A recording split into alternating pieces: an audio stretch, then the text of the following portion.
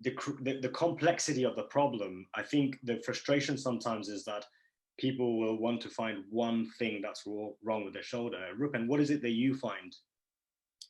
So quite often people will come to me when the shoulder's sort of very painful and stiff, and quite often I get asked the question, why do you think I've got a frozen shoulder?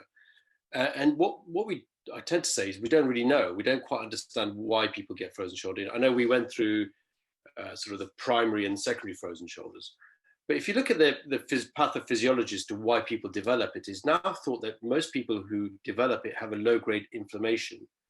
And that's why people with diabetes, thyroid disorders, cardiovascular problems, are more prone to it, because it's thought that these conditions are pro-inflammatory, where people have a low-grade inflammation going on, and maybe that's why they're more prone to getting a frozen shoulder.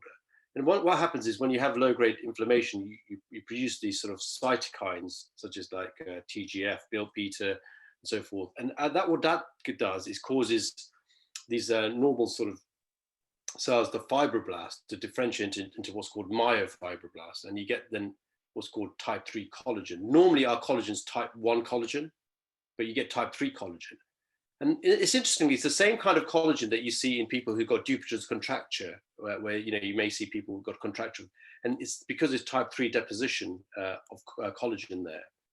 What's interesting is Dupuytren's contracture is not reversible. So once you've got it, you've got it, whereas frozen shoulder is potentially reversible.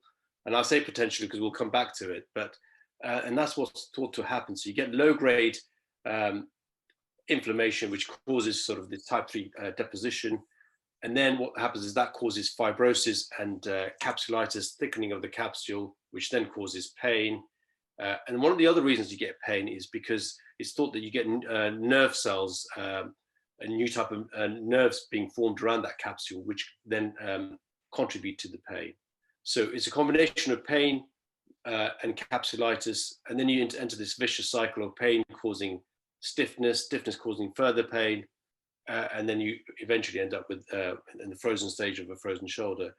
So as you can see from this pathway, I know it's quite a busy sort of diagram, but we're showing is that we don't quite know what causes, but there's thought to be many sort of triggers where you have an unknown trigger or potential trauma trigger.